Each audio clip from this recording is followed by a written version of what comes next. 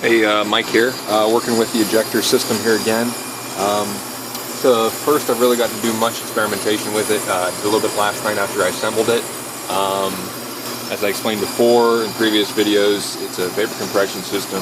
Evaporator is down there, the condenser's up there, our main rotary compressor, but we also have another stage of compression for the main compressor, which is the ejector assembly.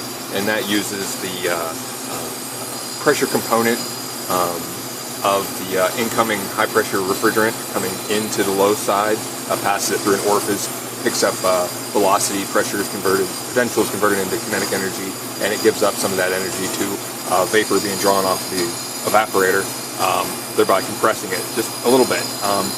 Now, in previous attempts with a system similar to this, but not with the flooded evaporator separator column, I was able to get 8 and even sometimes even 10 psi. But that came with an excessive amount of superheat off the evaporator. So there wasn't a whole lot of heat being transferred, and I had to rethink my design, trying to get more mass entrainment through the ejector assembly. So I started with the evaporator because I'm interested in flooded evaporators anyway. So very similar to the last setup, I had to really crank down my throttle, which is controls liquid between the medium pressure column fed by the ejector, feeds liquid from that column into the low side, which is this column here that holds liquid that is thermosiphoned through the column.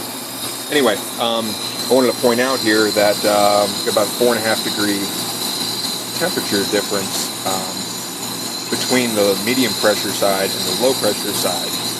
I think it's really notable because that's ultimately what I'm trying to do, is to get the evaporator to operate at a lower pressure and corresponding temperature than the suction of the compressor, the main rotary compressor, actually has to draw back.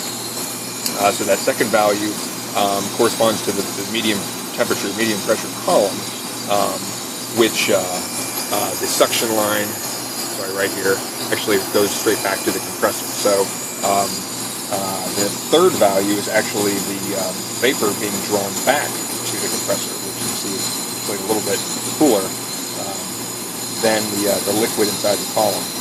But anyway, that 3 to 4.5 degree or so temperature difference is definitely interesting, and it pretty closely corresponds to the pressure temperature chart for pure propane, even though this is HD5, mixture, bastardized mixture of propane. So right now we're running about 55 on the low side and 59 on the medium pressure side. It's really fun to play around with this thing and to watch the liquid level change in the medium pressure column. It will tend to surge quite a bit. The ejector assembly itself ends up going into a 1/2-inch pipe, extends down into the column a little bit.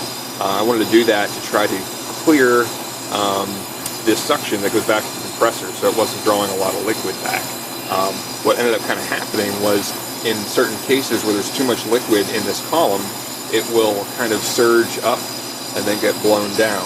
And when it gets blown down, it's being pushed out of the column through the metering device, which is just a needle valve, into the low pressure side. It'll do that. It'll go down and down and down, which will cause the amount of liquid in the low pressure side to rise. And you actually see it rise up as both side glass still gets to the top, and then the tone of the ejector will change when it starts slugging some liquid back through, at which point the pressure inside this column, or the liquid level, starts to rise back up until the whole process starts back over again. It'll go back and forth, and depending on where you put the metering device, it changes these cycles and stuff. So it's kind of fun, and mostly I think it has had a lot to do with having just simply too much liquid in the system, just overcharged system. So I recovered some of it into a tank that I will later use to braise with, and went ahead and tried to beat on the thing a little bit and get as much pressure difference, compression as I can. We're still running at about 4 degree temperature difference.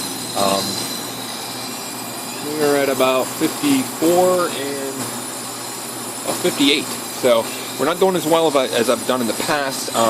One of my next things I would like to do other than I have a few different ejector primary motors.